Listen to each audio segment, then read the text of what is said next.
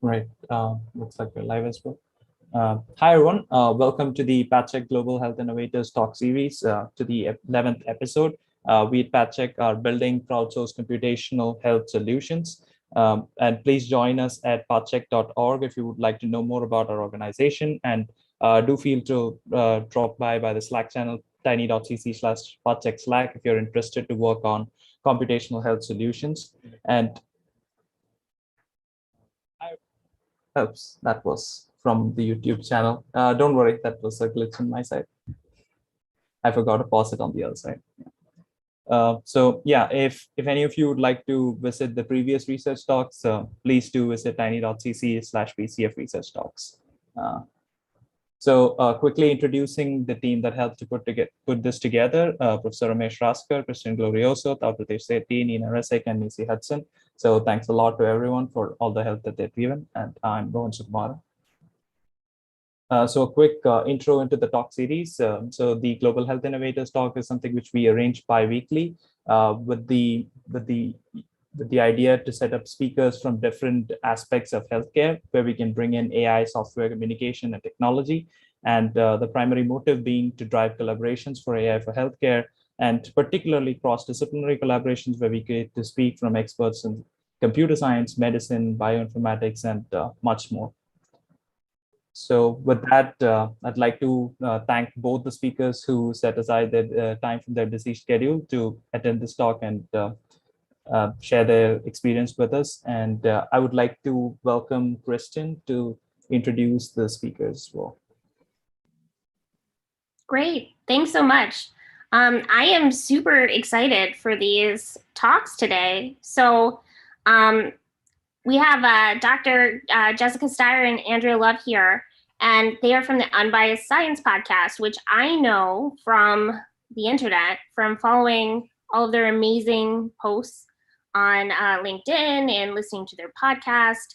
I think they're one of the, dozen sources of information that about the pandemic and about COVID-19 that actually has high quality information that's easy to digest for the public, which is super exciting. So just to give a brief background on who they are, and I think they're going to kind of give a sort of a joint talk, so we'll introduce both of them at once. So Jessica Steyer is co-founder and CEO of Vital Statistics Consulting. She is a public health scientist and a health services researcher. She served as a senior health policy consultant at the Lewin Group. And also, prior to that, she served as inaugural research coordinator of Hofstra University's Department of Physician Assistant Scientists. She's a noted COVID-19 expert, and she graduated from Stony Brook University and did her Doctor of Public Health degree from the Graduate Center at the City of University of New York. And there's a lot more information, but I think in the interest of time, I will introduce Andrea. So Dr. Andrea Love, besides having an amazing name, you must get that all the time, being Dr. Love, that's so great. Is an immunologist and a microbiologist with over a decade of experience in basic science and translational medicine.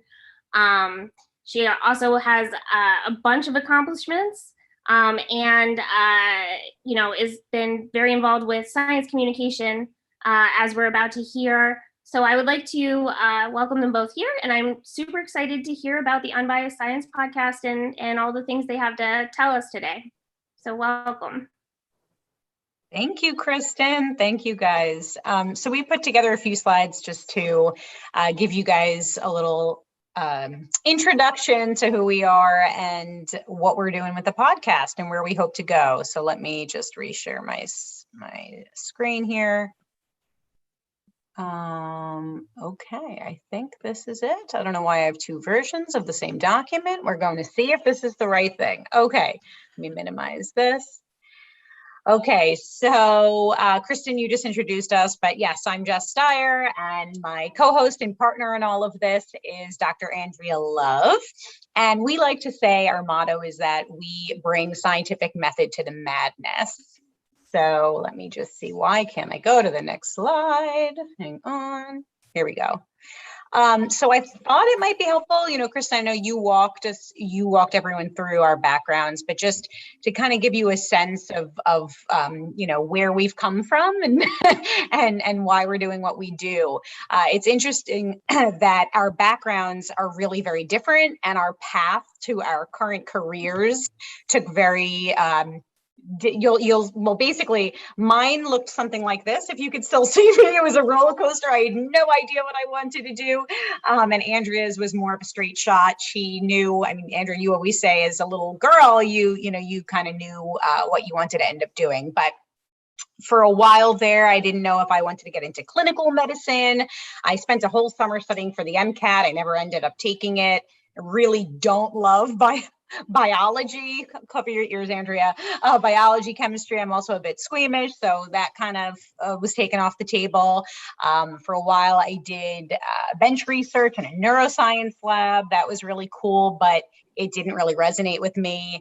I actually applied to law school and got in. For a while, I thought I wanted to get into health law, but for me, it was always a combination of health and helping people and math and statistics. So that led me to my MPH, where I felt like I finally found my calling. I loved it. I specialized in evaluative sciences, learned all about SAS and data analytics and biostatistics. And then I decided to go on to get my doctorate in public health with an emphasis in health policy and management. I did a lot of different things before then, but before I took my current position, I was in academia. I taught, as you said, research coursework to clinical students. Oh, my screen is glitching. I hope it's not glitching for you guys. To clinical students, that was really awesome. And in that role as research coordinator of Hofstra's PA program, I did lots of research coordination and partnerships with, I don't know if you're familiar with the Northwell Health System on Long Island, New York, working with hospitals to develop research protocols and to execute them. That was awesome. I did some consulting for the New York City Department of Health, primarily in tobacco control, tobacco policy evaluation to be specific. So for example, assessing the impact of increased taxation on smoking behaviors. I also did some consulting for the Nassau County Department of Health. Long story short, and sorry if I'm rambling on here and this isn't what you're curious about, but I moved down to Florida because my father, who has since passed away, he was in very poor health. And so I moved down here to be closer to him and my mother. I took a remote position at the Lewin Group in their Center for Advanced Analytics, working on large state and federal health policy evaluations.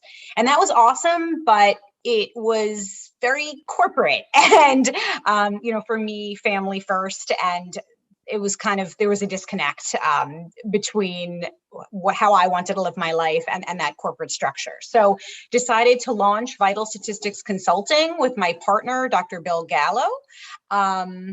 And yeah, more on me in a minute. I feel like I'm rambling on. I'll talk a little bit more about vital statistics when we get into the history of unbiased science. But why don't I pause there and give Andrea a chance to introduce herself.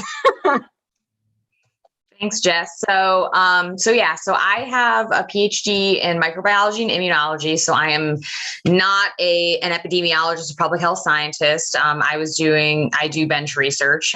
So I got my undergrad degree in biology at Stony Brook, and that's where Jess and I met. And then I got my PhD with a focus on infectious disease immunology at New York Medical College, and spent many years in academic research until I transitioned into the biotech industry, where I've been since 2014, I think. And I work for a biotech company that works heavily in virology and vaccine research, in immunotherapy, particularly for cancer and viral infections, as well as autoimmunity. And so my background is heavily in the thick of immunology, clinical immunology, translational medicine, and all of that. And, that's kind of why Jess and I are almost like a perfect pairing. She brings kind of the public health angle, and I bring the basic sciences angle to a lot of the work that we do. A little bit about my kind of career path, since I know Jess focused on that. So yeah, as she alluded to, I was very focused on diseases since an early age. When I was a little kid, I got a copy of the Physician's Guide to Arthropods of Medical Importance while my mom was doing her teaching her master's in education at Eastern Connecticut State University, where I grew up. And I used to collect bugs in the woods and catalog them. And once I got that textbook, I just became fascinated with all of the different diseases that can be spread by various arthropods as vectors. And I was very fortunate in high school to be able to take microbiology courses. And I pretty much knew going into college that I was going to get a PhD in microbiology and immunology and study infectious disease immunology.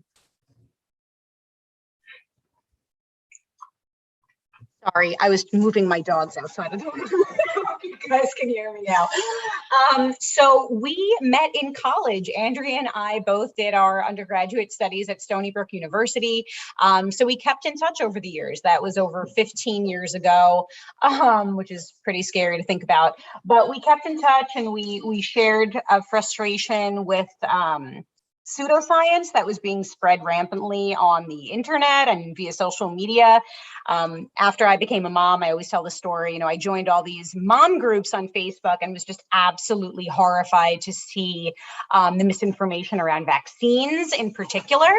And then COVID reared its ugly face last year, and we just said, we have to do something. This is our time to shine. You bring the biological sciences, I bring public health. We need to join forces and put some real credible information out there. So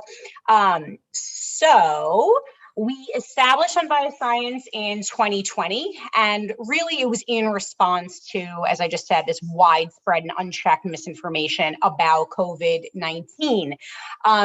Now, we launched so my company, Vital Statistics Consulting, I mentioned it briefly. We're an advanced data analytics firm specializing in health policy evaluations. So, for example, we work with a state Department of Medicaid to evaluate their comprehensive primary care initiative. After COVID, we worked with the largest FQHC in New York State to develop COVID data dashboards and do some analytics to understand differences in COVID vaccine uptake and test positivity by population across different populations to identify any disparities. And so with my firm, because we had that flexibility, we were able to launch Unbiased Science as a wholly owned subsidiary of VSC. And that was awesome because there are expenses that we didn't really anticipate to starting a podcast, to developing a website. And so we volunteered our time, and VSC helped to really launch the actual platform.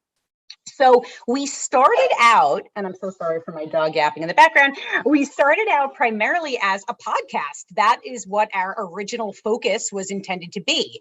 And I'll talk more about the way that we structure our episodes in just a little bit.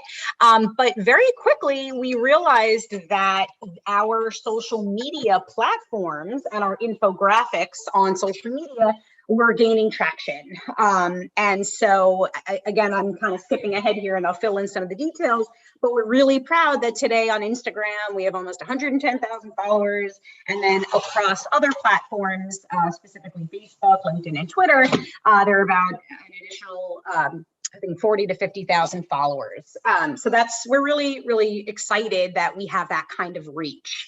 When we checked out some of our, what is it called? The stats on the impact of our posts. We saw that our typical posts get about 250,000 engagements and a reach of about 1.5 million. And, as I said, this is a volunteer effort. We're not getting paid for this. So it's really not about making money here. It's just really about impact. So it's just really exciting to us that we've been able to grow that following, and we've done so organically.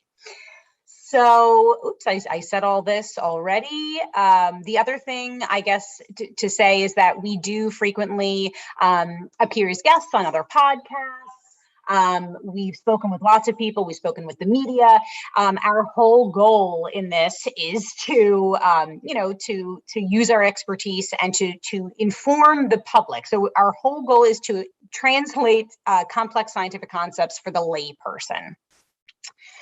So, and as Andrea said, it's a very unique combination of perspectives in that Andrea has that micro level, that micro view of the scientific process, and I'm definitely much more big picture. So if you've ever listened to our podcast, you'll hear that Andrea really gets into the nitty gritty detail of science, and I'm more, okay, the takeaway is, and so it's kind of a, we play off each other in that way, and I think that that makes it successful. So here's how we structure our podcast. So we're currently on hiatus. We're hoping to return for season 2 in the early fall. So we air the podcast on a weekly basis. The episodes are typically around 45 minutes, definitely no more than an hour. We had 40 podcasts in season 1. They were released on Mondays. We focus on one topic. So we usually kick off the episode with some question. So for example, we did quite a bit around vaccine myths and, specific to COVID, but also not specific to COVID. So we gave a history of vaccines. We've talked about a variety of other topics, including organic foods and GMOs. Andrea has a ton of expertise on Lyme disease. We talked about that, debunked a ton of myths around Lyme disease. I'm very passionate, as I said, about tobacco control. So we've spoken about e-cigarettes. So there are many topics that we hope to cover, once we can stop talking about COVID. I know we're all really sick of it. So in addition to the podcast, we also post infographics every day, typically, I guess, twice and sometimes even 3 times a day. If you've perused our page, you'll see that our infographics vary from what we hope are impactful 1-slide posts to multi-slide posts that really break down complex scientific concepts. So it's been 1 year since we aired our first episode. We've had over 110,000 listens across episodes. As I said, really excited that we've been able to grow our following on Instagram. And something that we often talk about is how the platforms are so different. So on Facebook, it's more text heavy, I'd say. There are no limits, or I'm sure there is a limit, but definitely far less restrictive than Instagram in terms of character count. Whereas on Instagram, the focus is really on the graphic. You're limited to 2,200 characters in your caption. So it's very different communication styles. And I guess we found that Instagram is really the best home for the types of messages that we're putting out there. Things took a turn for us once we did this post on how more transmissible variants require better mask protection. So this particular post kind of went, I don't know if it went viral, but it definitely got a lot of traction, liked over 70,000 times, shared over 100,000 times. And we reached over, actually, this is an outdated number. We reached over 500,000 accounts, which was really cool. And that's when we started seeing some traction in our follows. So we've had over 110,000 plays across episodes. In terms of episode listens, our highest downloaded episode was our last one, which was all about the different treatment options for COVID-19 and evaluating the evidence. And yes, we spoke about some of the more controversial things like ivermectin. And that particular episode had over 8,000 listens. We have listeners in nearly every US state. As well as across around the world. We're in 126 countries and territories. We're on 6 continents. We have our eyes on Antarctica. We're hoping to break through there. So what does the future hold? So as I said, we're hoping to relaunch in season 2 in about a month or so. We really need funding. This is just not a sustainable model for us. So we're actually converting the we're converting we're currently, as I said, a wholly owned subsidiary of my LLC, Vital Statistics Consulting, but we're converting to a nonprofit in the hopes of attracting some foundation funding, because we really need to grow our team. We need to compensate folks and, quite frankly, ourselves for our time and our expertise. We'd like to emphasize our infographics, and that requires folks with expertise in communication, as well as, as well as graphic design. We definitely don't just want to tackle COVID. So we really want to talk about topics outside of COVID-19. We also like to do some targeted information campaigns and maybe even some workshops for specific subpopulations, BIPOC communities, veteran communities, different generations. We know that younger folks might require different messaging than older population.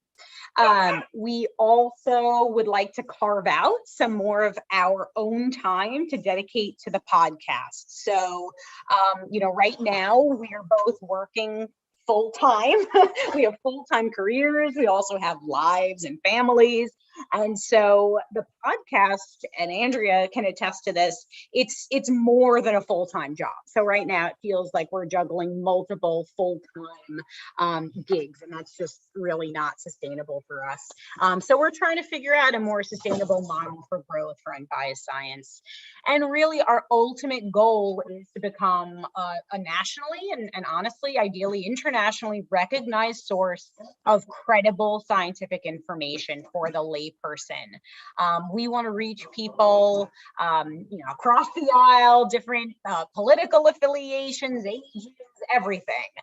We want people to trust us and we're trying to nip pseudoscience in the bud and to reach a large audience and not only talk to people who we know are already scientifically minded. So I just rambled on for a really long time. I'll stop there. Andrea, did you want to fill in any gaps or anything? I think Jess covered a lot of kind of what the goal is. I've been working kind of in the research field of infectious disease, immunology, things like that, and have seen a lot of the detrimental effects firsthand of people that kind of buy into misinformation. And I think when Jess became a mother, she saw the kind of community level impact of that. And of course, it's not just limited to COVID-19. We see these cancer treatment conspiracies, we're hiding the cure to cancer, or how do we have a vaccine for this, but we don't have a vaccine for cancer. And, a lot of the work I'm doing these days is really in the cancer immunotherapy arena. So, we had been talking about this project for probably 4 or 5 years. And, as she mentioned, we have careers, we have lives, we have a lot of other higher priority things. But in the thick of the pandemic, people are dying at a much faster rate than what they were due to misinformation in the past. Certainly this is not new. The anti-vax movement has always kind of had legs, but it's getting worse and worse. And I think, some of that is due to social media.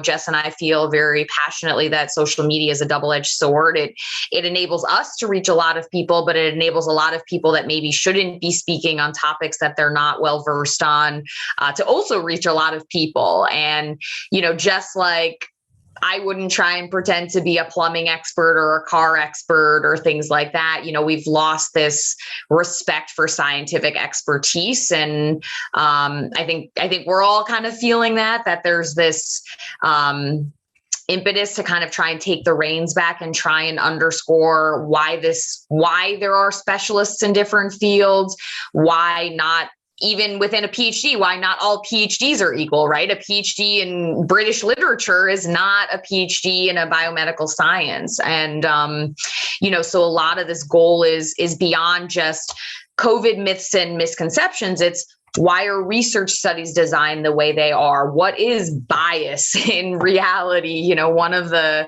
common kind of troll comments we get is, oh, you guys more like biased science. And it's, let's talk about what bias means. It's not, being unbiased does not mean giving every single idea free reign. How can you be a better consumer of information online? What are the red flags of misinformation? What is scientific consensus? And so it definitely goes beyond just, this is fact, this is not fact. It's the goal is to arm people to be better consumers of information, to be able to engage in intelligent discourse, not to believe everything they see online without even doing a basic fact check. And, so I think obviously there are big future plans aside from COVID-19, but, we just feel this obligation to be stewards of this ultimately. I love that. I'm obviously one of the unbiased pod super fans. So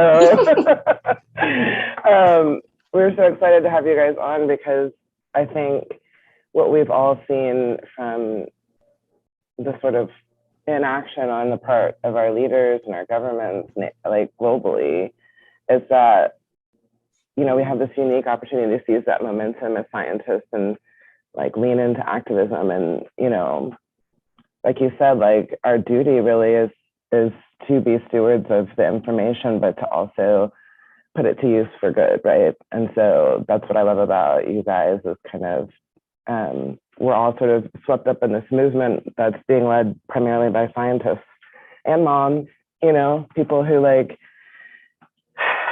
want people to do the right thing. But you spoke a little bit to fatigue, which right there with you. And so where are you at now? We're at this fourth wave.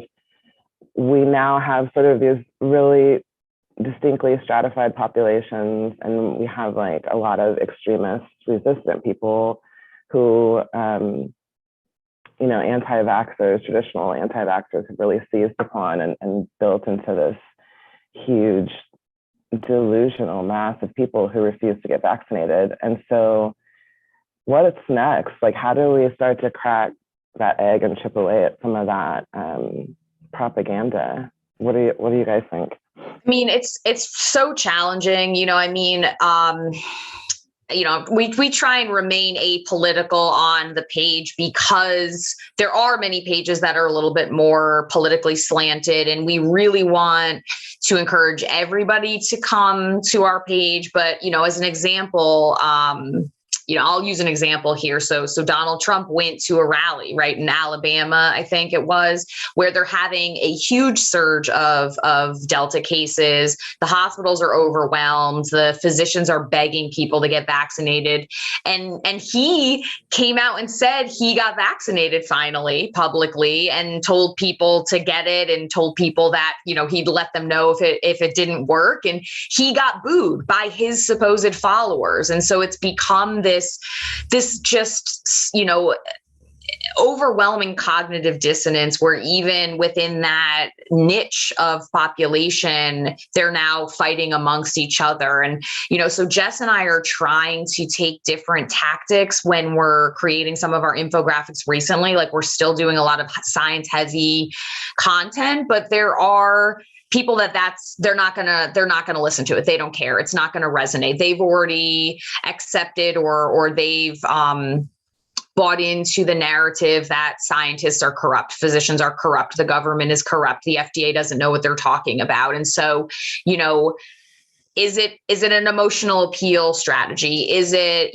some other personal messaging? Is it sharing, and as much as we don't use anecdote to support data, sometimes an anecdote alongside data can offer that emotional appeal.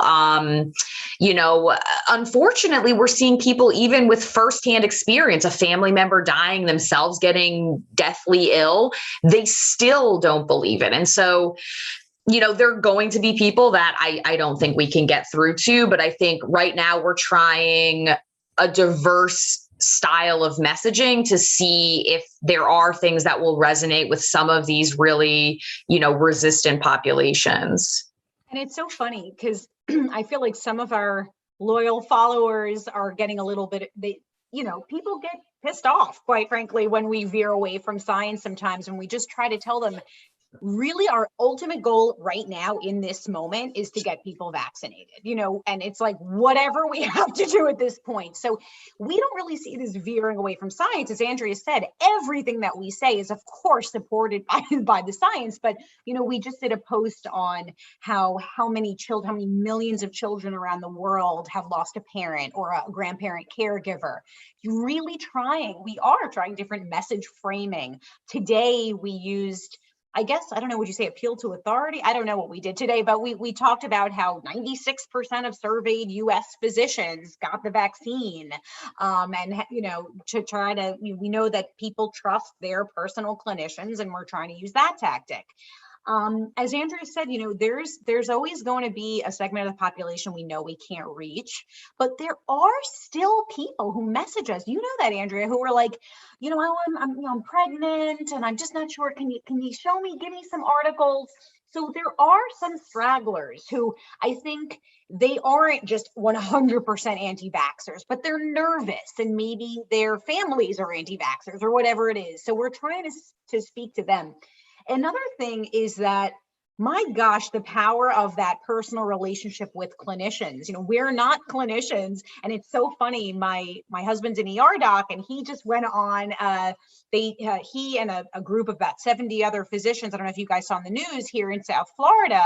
They went on the news and they're basically pleading with the community here because our test positivity is over 20%. It's crazy here. Vaccine uptake is low, and they're pleading with people. And that's a whole other story that got misconstrued by the media as a walkout, and now we're getting all these crazy death threats and phone calls about that. But anyway, a lot of those clinicians reach out to us and they say that they use our resources. So even if we're not reaching people directly, I think it's awesome that we're arming clinicians with facts and science, and they can turn their page. How many times do we hear, we send our patients to your page? So, we arm people in the community with information, and then they can then disseminate the community. Because as so many of us said, so many people just write us off right away because we're scientists. They think that we're getting paid by government or pharma, whatever it is. But, maybe through certain community members, leaders, clinicians, whatever, religious leaders, we can arm those people and get the credible science out there. Yeah, I have so many thoughts on this. I think, there's a couple of things that I've noticed. One thing is, I think, what has been effective in my experience in talking on my nonprofit with just random people on the internet of opposing views and people that are hesitant about masks or vaccines or whatever it is. One thing is that if you can find things to agree with them on, that's a good starting point, because actually not everything they're saying is actually wrong, right? There has been a ton of misinformation, and some of it has been spread by doctors. For example, the US Surgeon General saying that masks don't work on Twitter, right? That happened. That was very harmful. He's the #1 physician in the country. So I think, being able to acknowledge people's very reasonable mistrust in a lot of ways, I think is helpful. And then the other thing is, the ugly underbelly of all this, and I was listening to a podcast the other day, is that something like 60% of the misinformation is spread by like 11 sources, and they're making a lot of money off of it, right? Tons of money. Yeah, the disinformation dozen. We actually did a series of a couple of posts on them specifically because, we get people who are opposed to vaccines and they're like, well, you're just trying to make money. You're just a farmer shell. And it's like, these people are not heroic whistleblowers. They are directly profiting, again, by selling you these supplements or these alternative therapies or, this boot camp on how to spread misinformation. And it's so dangerous. It's so frustrating because I think, at least from my perspective, there's a lot of that going on in some of the more extremist African American groups like ADOS, American Descendants of Slavery, and the Nation of Islam. And a lot of it's frustrating as a BIPOC scientist because, there's a lot that we went through that was crazy to get our doctorates. You know what I mean? And then to just be not even regarded as an expert when you absolutely are the expert. People, you have no idea how many people have just been well, we don't know what's in it. And then we absolutely know what's in it. And they spread a lot of, disinformation and try to paint scientists like myself as plants. But yet they have websites that are selling $100 2-ounce bottles of supplements made by I don't know the people who make the bean pies. I have no idea who makes it. And so it's frustrating to me because it's hard to get through that, which I'm sure it probably is on the other side with the sort of, ultra conservative, evangelicals. It's when you have that religion sort of mixed in, and you have all these messianic figures who are leading their people astray. It's hard to get through to that because people just kind of completely issue science and say, oh, well, it must be just God's will or, whatever, I'm just going to pray on it. And it's just it's frustrating as a scientist and, even as somebody who, believes in a higher power, because obviously to me, the more you learn about science, the more your faith should be increased. Do you know what I mean? Because you're figuring out just how intricate and beautiful the world that the creator made was, you know what I mean? And it's super frustrating because it's almost impenetrable as a science communicator and insulting, frankly. So I don't know. One of the things that Andrea and I struggle with is we feel strongly that there has been a real death of expertise, and I cannot imagine how you're feeling, Missy. But it's so interesting, and Andrew, we've just been talking about this recently, how there's a segment of the population that the more we talk about our expertise and our credentials, the more they tune us out. You've seen that, right? It's so interesting. And so I try not, of course I want to shout, we studied this for how many years? We've practiced. This is quite literally what we do for a living. It's this is our time to shine, And the more we lead with that, the more they just tune us out. And I don't know how to articulate what I'm trying to say, but that's why I don't know who said it, was it Kristen, I think, start by listening, start by, trying to find some common ground, lead with compassion, but how it's growing harder and harder. And with this new wave of Delta, it's I know we're all just at our wits' end. We're so exhausted. This feels so preventable. We're sick of talking about these things. So it's hard. It's hard for us to bite our tongue, right? Andrea, when people send us these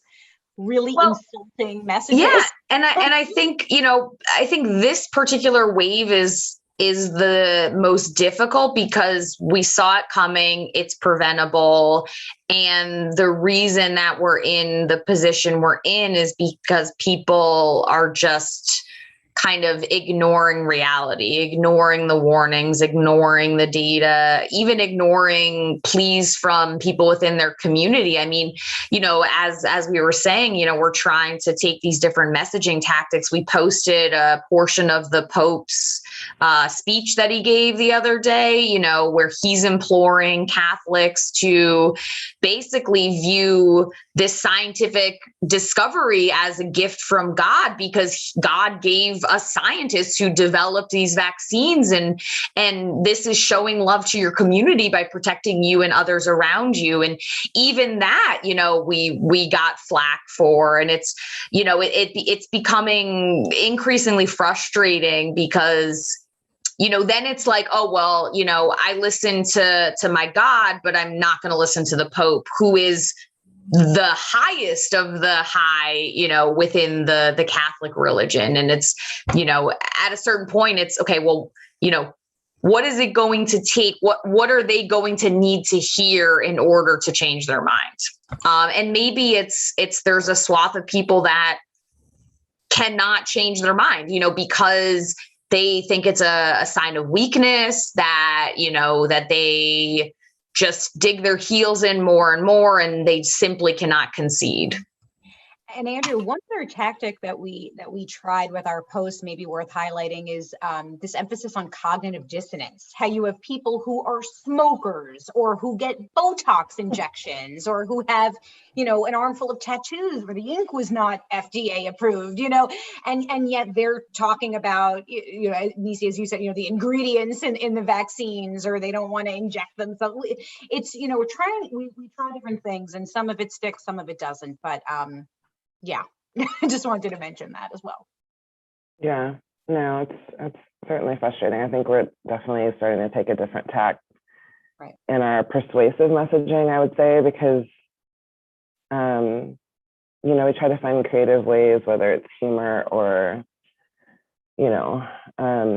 community connection, I guess, or shared sort of communal experience to challenge some of those ideas in subversive ways. And we have, along with our infographics, we do also try to abstract science completely from the messaging. So we might, instead of talking about like transmission or even the virus itself, maybe we just have a complete infographic about spit, about how much we're spitting on each other, without masks on, stuff like that, because it's hard.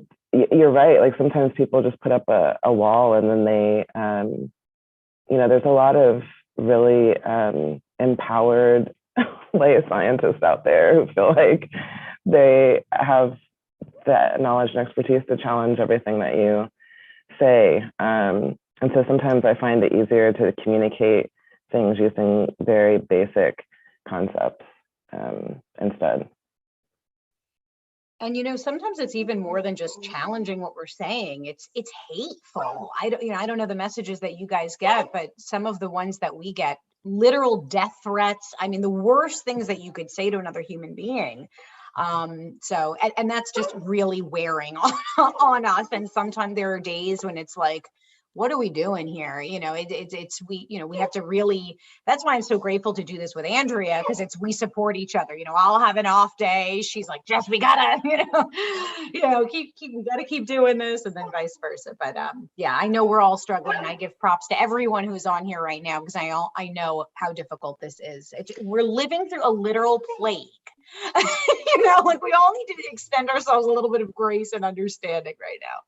And there are trolls, right? There are bots that are on there that are fueling the fire and things like that. And so, good faith questions we always encourage, and we do our best to respond to, but of course we don't have time to sit there and man every single, comment and question and things like that. But, there are bot accounts that come on and stir the pot, and we just get to a point where you have to disengage that, and because that's not going to help anything, right? That's just going to take time away from us, because those are not real people that are ever going to get persuaded. They're not even real people to begin with. And people that are going to listen to bot comments versus actual people are probably in that swath of people that are intractable at this point. Yeah, I think that's interesting. And actually, so we've got some questions in the chat here. Everyone can put questions in the chat. Please make sure you turn it on to general audience and not just the panelists, so that the rest of the audience can see it as well. So Dr. Johnson has a bunch of really interesting questions here. Maybe you guys can read through those. But the first one I saw is directly related to this, which is, how would you do some forensics to figure out how much flack you're getting is sincere, right, or from bots or from real people, versus, coordinated disinformation campaigns by people that are profiting, by even foreign governments in some cases, right? We've heard about that. These coordinated efforts to sort of, we've heard about Russian interference, for example, in the elections, and how they have these like bot systems that are like trying to cause these kind of problems. So, the first thing that comes to my mind is, if you take a technological approach, so a lot, there are people that are doing like natural language processing, and like there's differences in what the bots sound like versus a real person, and maybe there are certain words that you can pick out in those, or certain length, the length of the tweet, or that tells you this is a real person versus not a real person. I think there's like a body of literature on that, but I wonder if you guys have thoughts on that.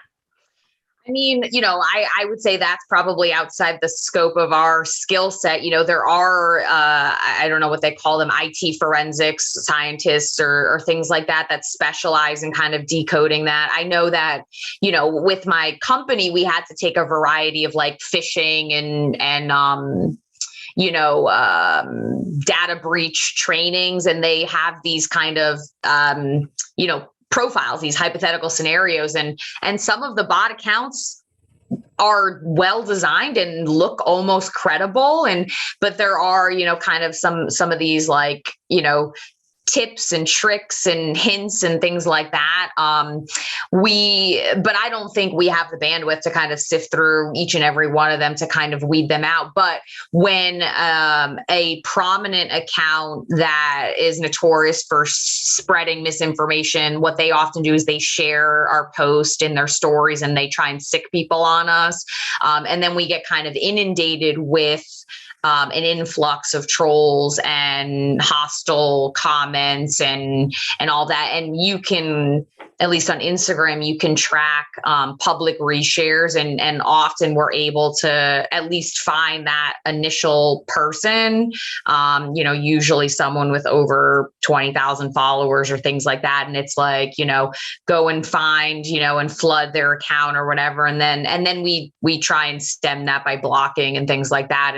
But we'll see those kind of in fits and spurts, because they are trying to be coordinated, and they're trying to basically get these fence sitters that follow our account and are still nervous or still skeptical, still have questions, and they do this copy pasta of spreading just absolute nonsense, but it has enough sciencey sounding words in it to sound scary, and they're trying to scare people off. I do think that's a fantastic suggestion by, I think it was Dr. Johnson and Kristen. But as Andrea said, we don't have the bandwidth. If, perhaps we get funding, I think that would be interesting to track that. When it is obvious that there's a troll comment, we will delete the comment, as Andrea said. Of course, then we get accused of scrubbing our comments and of, censoring. So, damned if you do, damned if you don't. But that's what we're doing right now. We don't have the capacity to do much more. The other thing I wonder about is the role of regulation, and this is why. So at one point, I think about a year ago, I started reading the newspapers in New Zealand and Australia, just because, they've had very good COVID-19 policies overall, right? They've had successful lockdowns, or they're not getting these like mass protests and all of this. And so I was reading their news, and it was so much more reasonable, right, than our news. And so I started talking to friends. I have a friend in Australia who I was talking to, and I was like, how do you guys not get this misinformation, even in your regular media? It seems like your news is so much more reasonable than ours. And he was saying that in Canada and Australia, they have regulation against misinformation. So, there's legal recourse for printing, problematic stories, because even more trustworthy news sources, I've noticed in the US, often have misinformation that is just not fact checked. And part of that is that there's no recourse. They basically do whatever they want. Kristen, it's so interesting because I listened to a podcast recently that was about this, and it talked a little about the Nixon era and a lot of the deregulation of the media and how they're, after some of these changes, it allowed the emergence of things like Fox and Rush Limbaugh and things like that, where they're allowed to call themselves news, but there is no burden to actually be factual, to be fact checked.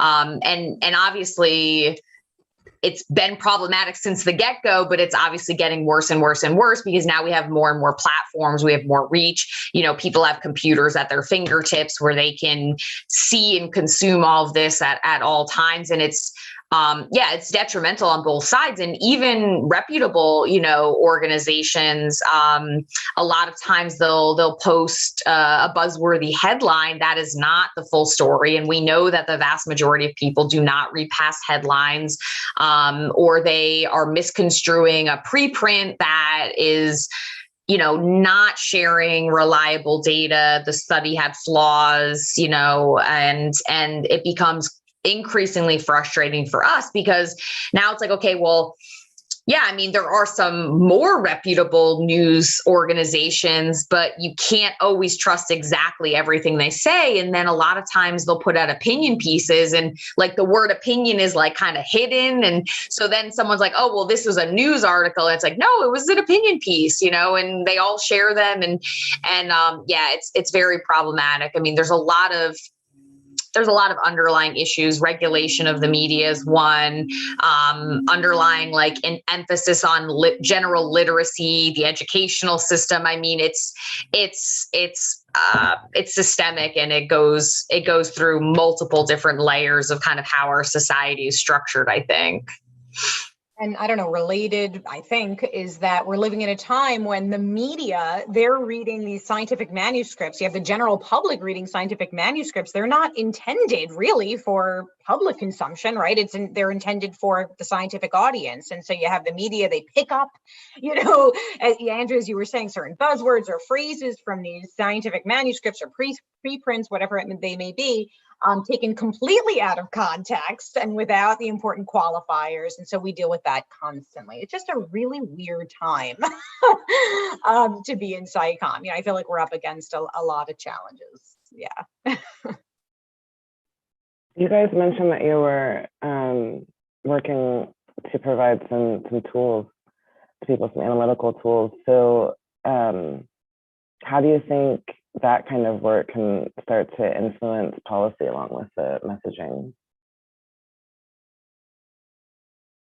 When you say analytic tools, I'm sorry, Nisa, why am I, Andrew, do you know what? No, you said you were about developing a dashboard for tracking. Oh, yeah. Well, that's a whole other story. That was something that my firm was doing. We were working with this really large FQHC in New York State, and I don't want to say anything out of line here, but it was very interesting to me that they were just not equipped. And this is, New York. It was a very large FQHC, a lot of resources, and they were the data in were not good, and therefore the data out that are being reported were just totally inaccurate. So, my firm and myself, we're trying to work with these health centers, health systems to really understand, develop proper data infrastructure, to set up data protocols to ensure that things are not being miscoded and all this, all that. But sort of separate from what we're doing at the pod. But it is scary to me. It was very scary to our firm when we raised quite a few. We sounded quite a few alarms that these systems are reporting out data that are just completely inaccurate, and that is being used to guide policy. So there are a lot of things that need to be. I think that the pandemic has really shown a light on a lot of issues with data infrastructure, data reporting from our health systems up, because as you just said, Nisi, that's what's informing policy. So I don't have any quick answers there. I know we're trying to work with those systems, but yeah, that's going to take, I don't know if it's an overhaul, but some significant work. Yeah. Yeah. I mean, the other thing I think about too is the role of politics itself in all of this, because I lectured a misinformation course at Boston University to undergrads back in August. And, they were asking me to talk about misinformation. And of course, there's I didn't want to focus on all of the most obvious and egregious things, like, mouthwash does not cure COVID, or, the vaccines aren't microchipping people, right?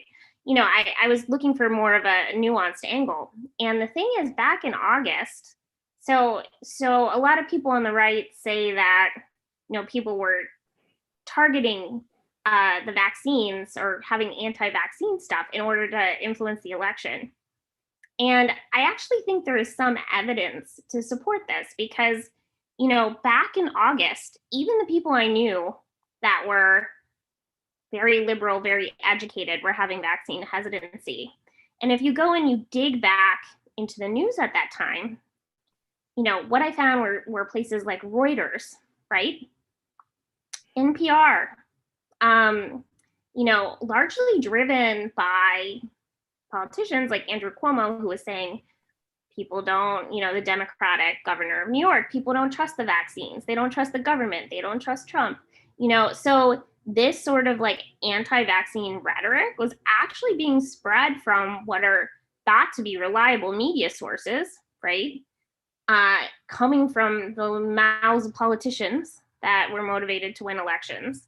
So, when I look at all of this anti-vax stuff that got so stirred up, and I think at this point, most of the educated liberal population has come back around because those sources are now very pro-vax, but they were not pro-vax back in August. So, I wonder if having money in politics is really kind of the root of all of this, and having politicians being quoted as sources of science, when they obviously have motivations. So I wonder if you all have thoughts on that. It's another thing that I've been contemplating a lot. Yeah, I think the structure of politics here in the U.S. and the sources of funding they're able to accept and how campaigns are run. I think there's a lot of systemic issues with that. And I think, we did a couple of posts on appeals to false authority and the fact that just because you're celebrity or have a large platform does not in any way, shape, or form make you qualified to speak on a variety of topics. And I don't know if there's a path in the future that there actually is going to be oversight on those sorts of things. We saw it even during the debate where you've got a real-time ticker doing fact checks and people just ignore that still. If it comes out of someone's mouth, even if there's something, a sidebar on the side of the TV saying this is wrong, this is wrong, this is wrong, it's already out of their mouths, right? You've opened the gate and you can't put the horse back in the barn or whatever the phrase is. But, it's hugely problematic, and it's unfortunate that, and it does happen on both sides, certainly. And things get misconstrued or sound bites get taken out of context. And, it's just, I don't have a solution for it, but it definitely makes our jobs more difficult because then it's like, oh, well, this guy who's on your side said this. And it's like, that's not actually what he said. This is what was said. But then it takes, there was a study, it takes 6 times more effort to address a completely false claim, and misinformation travels 6 times faster. It's just, it's such a larger burden to combat nonsense, than it is for the nonsense to spread in the first place. Yeah. Yeah, and we've actually seen, I think that is just like from a neuroscience perspective, that is like a human cognitive bias. We know people, the things that scare us the most or the most negatives are the things that people are clicking on. Yeah. And the things that they typically understand the least, right? Like there was a survey during our GMO episodes on the podcast. We talked a lot about the misinformation around genetically modified organisms and genetic engineering as a whole. And when they survey people, the people that are most opposed to it are the people that actually understand the least about it. And they, some of that is just, they're not a scientist, but a lot of it is they don't want to understand, things about it. Yeah. Cool. Well, I know we're coming up on that hour. We're really excited to have a little time to spend with you guys to see inside the work that you're doing. Do you have any sort of parting thoughts for our audience? I'll start with you, Andrea. Oh man, I mean, I think the parting words I have is, this is really a collective effort. All of us in the sciences, in data analytics, in digital marketing. I think we really need to come together and utilize our areas of expertise to combat all of this. As a whole, we need people that are software programmers. We need scientists to give the actual underlying science. I think, we all have tasks that we can use our skill sets for to kind of make the information that's available more reliable, fact checked. We'll keep doing what we're doing, and we're always up for conversations on how we can do this to reach more people. Yeah, and Nisi, you were so sweet before. You said you're a fan, and we're fans of everyone on this call, as well. And as Andrea said, that's really what I was going to say, is that we're all doing this. We're kind of doing it, in our own ways, but we need to band together, because it seems like the other side of this is shockingly well organized. And so, we need to, we are, obviously we're having these conversations, but yeah, let's do this together. Hang in there. This is just a wild time to be alive, but we feel so passionately about what we're doing, and we're not going to stop. So, Right. Thank you guys so much for having us. Yep, absolutely. So thanks a lot for that wonderful discussion and for sharing the entire journey. I think a lot of these things were relatable to most of us over here and many people who will be watching as well. And it makes a lot of sense that we should all work together collectively on these efforts with our combined set of expertise. So yes, definitely. So once again, thanks a lot, Dr. Jessica Steyer and Dr. Andrea Love, for being on our event and sharing your experience and all the learnings that you've had throughout the pandemic, and especially in case of scientific dissemination of, So thanks a lot again, and guess we'll close it for the day today. Thank you so much. This has Thanks. been